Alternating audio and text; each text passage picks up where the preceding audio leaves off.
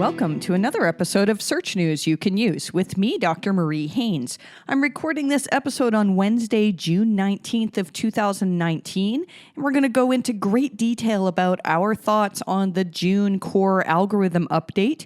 Now we've finally had time to analyze a bunch of sites that were affected, either positively or negatively, and we're going to show you what sort of trends we're seeing in sites that were hit, and also sites that have been making improvements, and hopefully we can help you to help your own sites make improvements. I was recently in Boston at the Distilled Conference, Search Love, last week, which was a fantastic conference.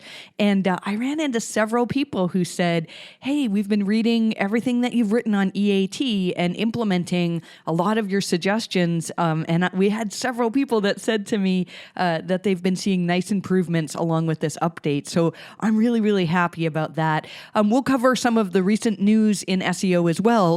Although, as I mentioned in previous episodes, we're going to be doing less and less covering of every little piece of SEO news. You can still find this in our newsletter, mariehaynes.com/newsletter. And the free version basically tells you everything that is important for you to know. The paid version goes into a little bit more depth and more detail as well. So without further ado, let's get on to the discussion here. So let's kind of jump right into this update news about the June 3rd core update. A few things, if you've been listening or reading the newsletter, listening to podcasts, you probably know most of this stuff that initially I'm going to say. This update came out on June 3rd, confirmed by Google, actually pre-announced by Google. And that's really cool that Danny Sullivan now is actually giving us more information on updates that are happening from Google. He actually said that they will be giving us more information. So when there's a significant update, Google's going to tell us about it. But it's not like it's one thing, it's not like, Google's going to tell us if you have this on your website that you're about to get hit. Most of these changes that we're seeing now are just broad changes. And so I'm going to talk in a little bit about what we think Google changed with the June 3rd update. And so we know that it came out June 3rd. Most sites that saw effects from this update started to see their effects on June 4th. And then the update was fully rolled out by June 8th. This is complicated by the fact that Danny also announced that Google did something called a diversity update on June 4th. And so we see June 4th was the day on which sites that were affected by the core algorithm update saw the effects for the most part. And then June 4th was also the date in which there was this diversity update, which we'll talk about in a bit. And to complicate matters even more, there was an update on SEMrush. SEMrush updated their keyword database, and this made it so that it looked like a lot of sites were seeing improvements on June 4th when maybe they weren't so much. The way I understand this is that SEMrush added more keywords to their database, and so they're going to be tracking more traffic coming through those keywords. That said, so we started looking at other sources, namely Ahrefs actually has a really good source for traffic data, organic traffic trends. And as I always say, whenever we post screenshots in our newsletter or we talk about it in trends that we're seeing in SEMrush or Ahrefs on podcast, you can trust that these are lining up with what we're seeing in Google Analytics, assuming that we have Google Analytics for these sites. So we're not going to be just posting, yay, look at this big increase when really there wasn't an increase there. And you'll see that we actually worked with some sites that saw drops and saw further drops after working with us. And so I'm going to explain why we think that is and what some of these sites can do to improve. But thankfully, a good number of our clients, if you've had a site review done by the MHC team, a good number of our clients are seeing nice improvements. So that's something that I'm really, really happy about seeing. So by the time you're listening to this, we will probably have published our full document on what we think is happening with the June core update. It should be going out within an hour or two of me actually publishing this podcast. And so all of this will be described in there. And that's for not just for paid newsletter subscribers. If you're a paid subscriber, what we're trying to do now is give you the earliest access to this information that we have. So first of all, there's definitely an emphasis on trust. And so when we talk about trust, we're talking about the whole idea of EAT, expertise, authoritativeness, and trust. There's been a lot of discussion recently about, is EAT actually a part of the algorithm? This was part of my talk that I gave at Search Love last week, just explaining, there was a document that Google published in February of this year talking about how they fight disinformation. And that document went into great detail about how they use EAT, how EAT is incorporated into their algorithms. It's definitely a real thing. This is not just something that we've made up to try to, gather more search terms or, coin a term, things like that. This is a real thing. And we've seen consistently that sites that are working on improving all aspects of EAT tend to do better with algorithm updates. And a lot of the aspects of EAT are just general good quality advice. So what we're seeing here is that a great number of the sites that saw drops with the June 3rd core update were medical sites. And they were medical sites that are talking about natural medicine. And this sounds familiar probably because a lot of these sites were sites that saw hits on August 1st. And so we have a number of sites that came to us because they were hit August 1st, which we called, the general SEO community called the medic update.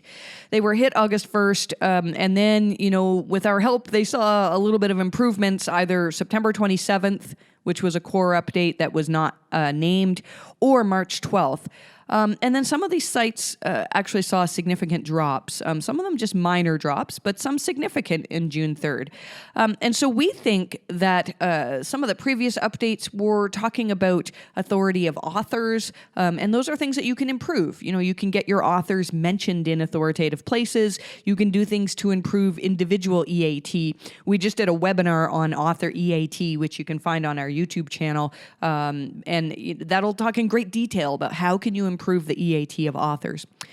When Google updated the quality raters guidelines just a couple of months ago, one of the things that we noted is that they removed a lot of the instances of the word EAT, or the acronym EAT, and replaced it with page quality.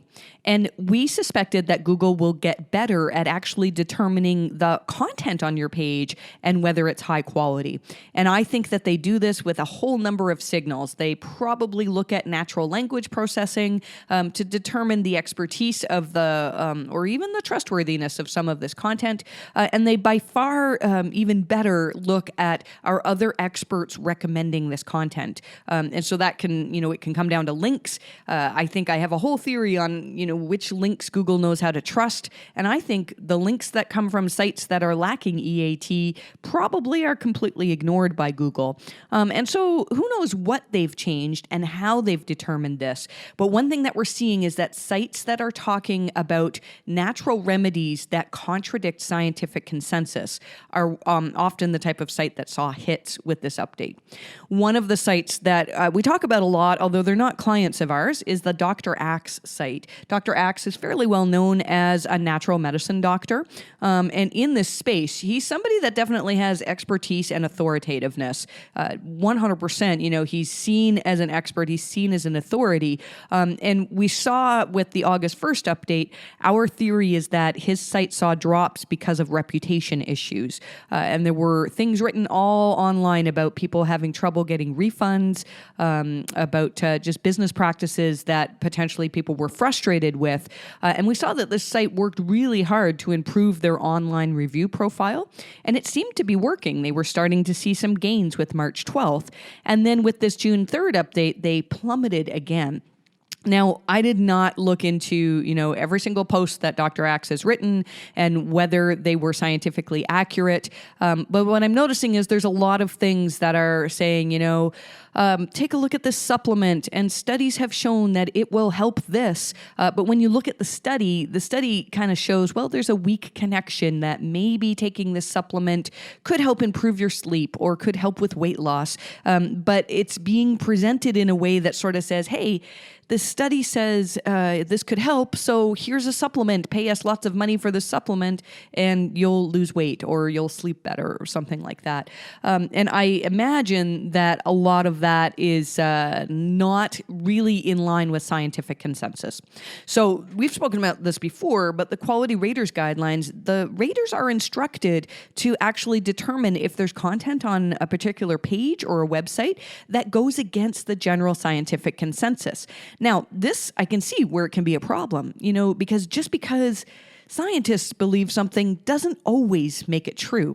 The problem is, though, that if Google wants to make it so that they're not ranking potentially dangerous medical content, I think they it's a good place to start. If the general research says, yeah, this is in line with, what this article is saying, that can be a sign of trust. And I can see all sorts of holes. I think I've probably simplified it way too much. But the reality is that however Google's doing it, they are finding ways to make it so that low authority sites that are talking about natural medicine are seeing drops.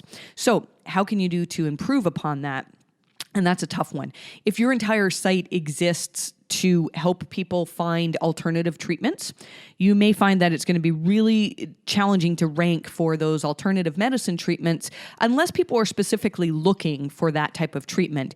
If I am looking for, how to treat diabetes, it's very unlikely that I'm going to find, that eating this superfood or, taking this supplement that my doctor didn't recommend is going to actually help with the condition. That's probably not going to rank well. That said, if I am doing searches for how can such and such herb affect somebody with diabetes, then maybe those natural medicine sites are going to rank better. So I think, in some cases, perhaps Google got better at recognizing intent, and some of those sites that were ranking before for natural medicine queries, I think that Google has just reduced the trust level on some of these. So if you fall in this category and you have content on your site that you're worried does contradict scientific consensus, there's a few things you can do. One is remove those sections of your site. We worked a couple years ago when the OWL update came out, which was Google's first really strong attempt to fight fake news. We worked with a site that had a huge section of their site all about the zombie apocalypse. And it was written sort of tongue-in-cheek, but I think it's possible that Google's algorithms thought they were serious about, protecting your entire livelihood from when zombies take over the world. And so this site, we had them actually just remove all of that content from their website, and they did do better. Now, they improved other things as well, so it's hard to say, was it just because they removed this content that they improved? We think that it contributed.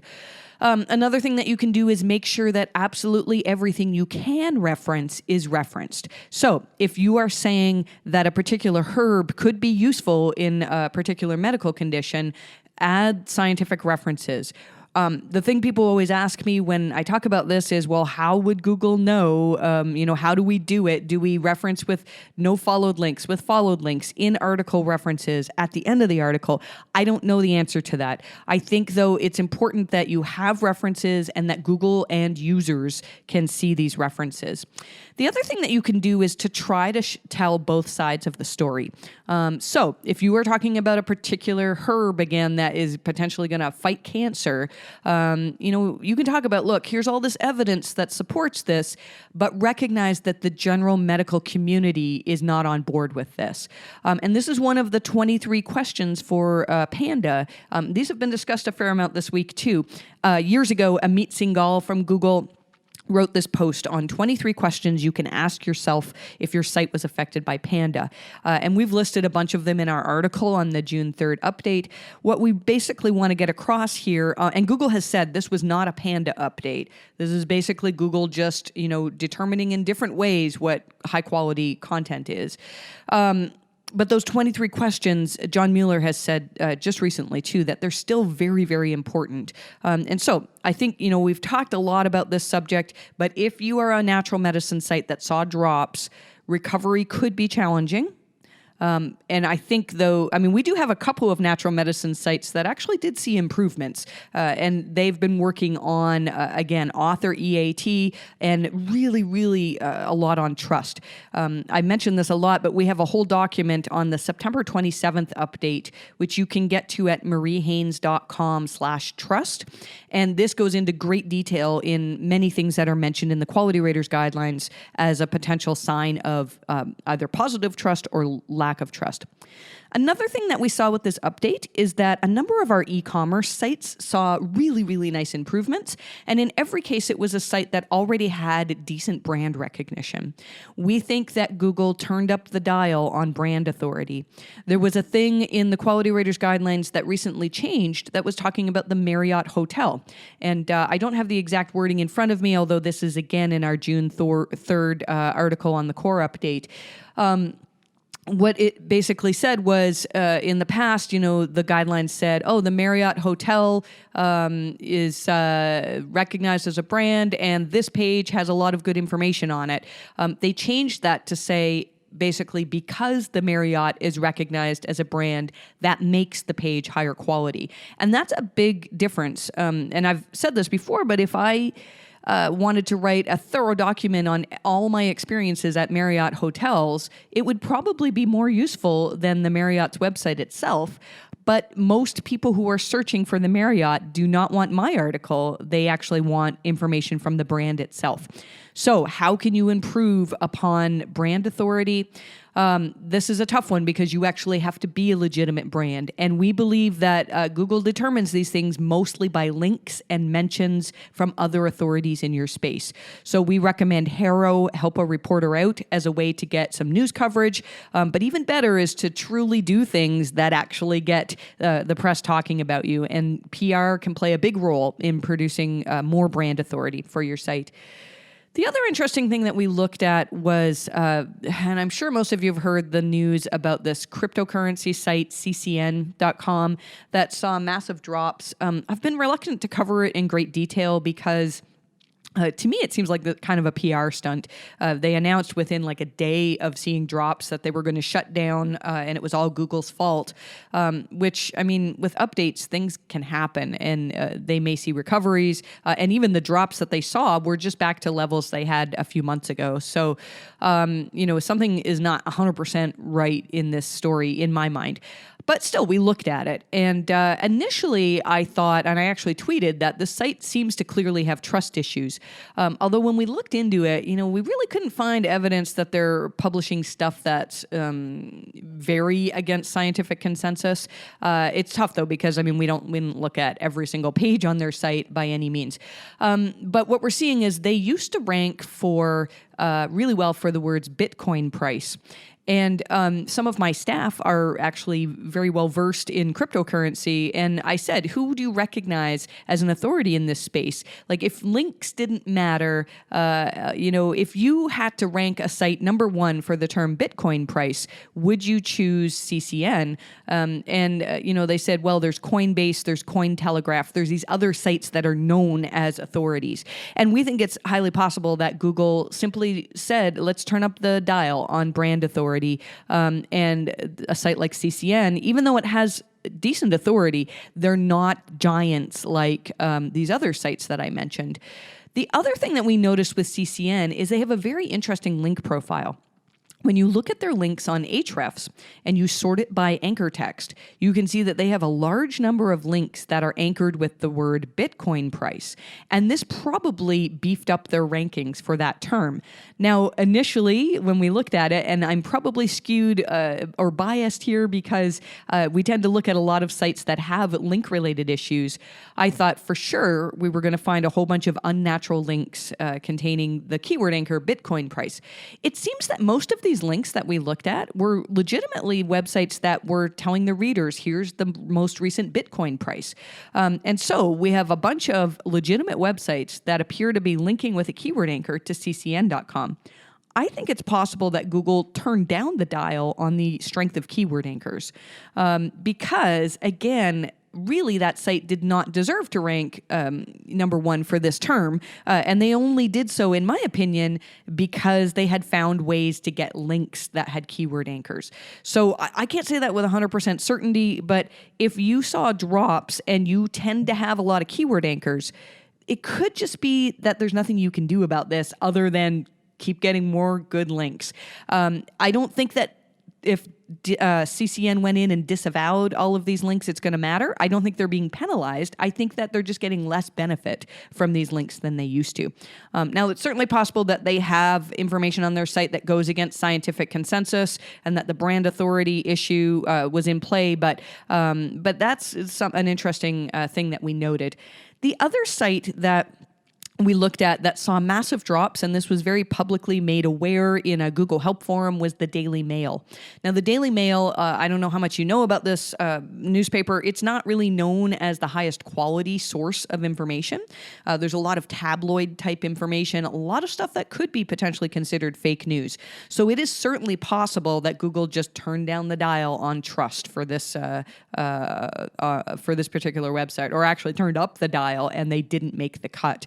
We've got some other stuff in this article about their ad experience as well. It's horrendous. But regardless, there's a number of things on this website that make us say, why were they not hit before? So while we can't come up with 100% confidence saying, well, this update was about this and that, I do feel very strongly that it was simply about trust and Google's ability to measure whether a website is actually the most trustworthy and authoritative website to show people. So, when Danny Sullivan recently tweeted, there's no particular thing that you can fix in terms of being hit by an algorithm update, I think he's right. It's rare that there's one particular thing, but we have seen plenty of sites, again, that have worked on improving trust. Again, mariehaynes.com/trust will list a whole bunch of different things that you can do to help improve Google's assessment of trust for a website. I just wanted to say a few words about the diversity update. This update, Dr. Pete from Moz actually had an article out just this morning about this, and his conclusions were pretty much the same as ours in that this seems to be a very minor change. Again, we've written about this in our information on the June 3rd core update. I think that a few sites saw changes, but honestly, I think most sites that were affected in early June, if it was due to an algorithm update, it was probably not diversity, but rather about the core update. So let's see here. I think that covers the update in great detail. If you were negatively affected by one of these updates, we do have a little bit of a waiting list for site reviews. I think it's currently at about 4 or 5 weeks right now. We're also taking on some lighter site reviews that are a little bit less expensive than our current reviews for certain businesses. It depends on whether you qualify for that. So you can reach out to us at help@mariehaynes.com, and we can let you know what the waiting list is and what the prices would be to help you. Well, we can't promise to help every single website. If you are really a legitimate business, we can give you all sorts of tips on improving EAT.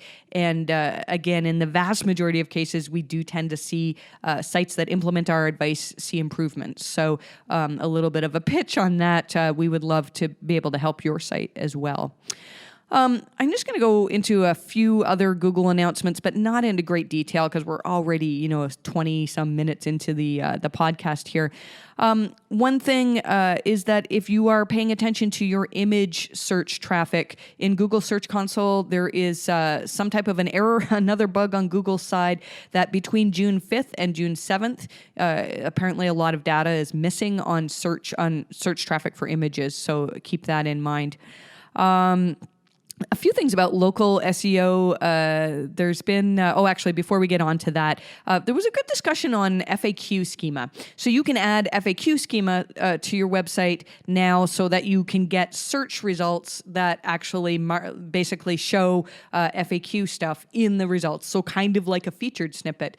There was an interesting tweet by Lily Ray that she tweeted a picture of their Search Console data showing when they actually implemented FAQ schema. They saw a massive increase in impressions which makes sense. I guess they won a featured snippet showing, how the FAQs for this particular client, but they saw a very large decrease in clicks. And so the discussion here was about whether it's a good thing or a bad thing to add FAQ schema. And I can understand that in some cases, and this happens to me too, if I'm searching for how do I do this thing, and then Google's results tell me it all, I may not click through to the actual article. David Mim had a really good point, though, and he said, well, if you don't implement FAQ schema, somebody else probably will, and they'll get that position 0 spot. So, I think it's something that a lot of sites just need to test. You can implement it and see. Do your clicks go through? Maybe you're getting fewer clicks, but you're actually getting more conversions. You're getting more targeted traffic. So this is the type of thing. I think we can't just say, oh, don't implement FAQ schema because traffic's going to drop. It's something that every site individually is probably going to need to test here. Let's see here. An interesting tweet from Barry Adams. So Barry does a lot of work with news sites, and he noted that when you're getting data in Search Console for Google Discover, it seems to follow the traffic pattern for organic search. So if you're seeing drops in organic search, that can affect your Discover traffic as well. So that's an interesting thing to note. And moving on to local SEO, Brody Clark actually posted something. We talked a while back, a few months ago, about how Google My Business was going to suggest posts for you. And what they seem to be doing is grabbing snippets from your reviews, putting that into an image. And the one that Brody tweeted was a suggestion that, it was a client review that said, "Thank you for delivering a great coffee with great service." And then there's an image of that that's suggested as a Google post. A lot of SEOs heard about this change but hadn't been seeing it, and it seems that that's live now. So it could be just a quick way to make a Google post, although Google posts don't take a lot of time to do, but I thought I would mention that as that's kind of an interesting thing. Another thing that seems to be important for Google My Business is apparently a lot of people are getting an error in their Google My Business dashboard saying that they've exceeded the maximum number of listings. And Joy Hawkins is on top of this. She's waiting to hear back from Google. I'm not sure if this is a bug or if maybe Joy has exceeded the maximum number of listings she can have. I know there's a maximum number of listings in Google Analytics. I've reached that several times.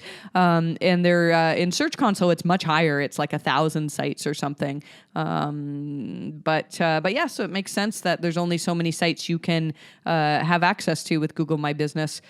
So we'll hopefully stay on top of that for you. I think, so we'll move on to Q&A now. And this is something we started doing just a few weeks ago, that if you have a question for us or for me to answer, I can't always answer by email. In fact, some of you might have noticed we've greatly cut down on how many emails actually go to me. And so a lot of the time, if you're emailing the company, you're going to hear from my amazing staff, and they're very happy to answer quick questions, but we get often way more questions than we have time to answer. So I thought I would pick an interesting question here that came from our EAT author webinar. The question is a little bit specific to this site, but I think the answer will help a lot of people. So it says, I have an e-commerce store in the health industry through which we sell compression socks. And then they talk about the different types of socks that they created. They've created blog posts in different categories. But as I am not a medically trained professional, how do I improve the authority of my website? Do I need to find a medical copywriter who can write blog posts for me or review each of my blog posts? Do people like this even exist, and where would I look for them? So the answer to this depends on what you're seeing in the search results and depends on what you want to rank for. So if you are trying to rank for, I noticed one of the terms that you said you created information for was for diabetic socks. If you are trying to rank for all things diabetes, then yeah, you need medical writers, okay? But what about diabetic socks? The first thing I would do is see who's actually ranking for this. And I probably should have done this before I started recording podcast, but who is ranking for this term? And is it really clear that Google is favoring content that's either written by a medical doctor or reviewed by a medical doctor? And if that's the case, then if you want to rank for those terms, you are probably going to need to get medical reviewers. There are services that do this. I've thought that those of you who are selling content writer services, you should be going out and finding doctors who will actually write for your clients and charge more for that service. And we've had people say, it's costing them tens of thousands of dollars to get their content medically reviewed. But a lot of these sites, it pays back manyfold. So, this is a business decision that you'd have to make. I also think, though, that there's opportunity. I mean, I've gone through some health stuff recently, and I feel like I've made some gains and learned some things. And I've considered actually creating a website to talk about the health issues that I have and how I got over those. The thing is, though, that I don't have medical EAT in those areas.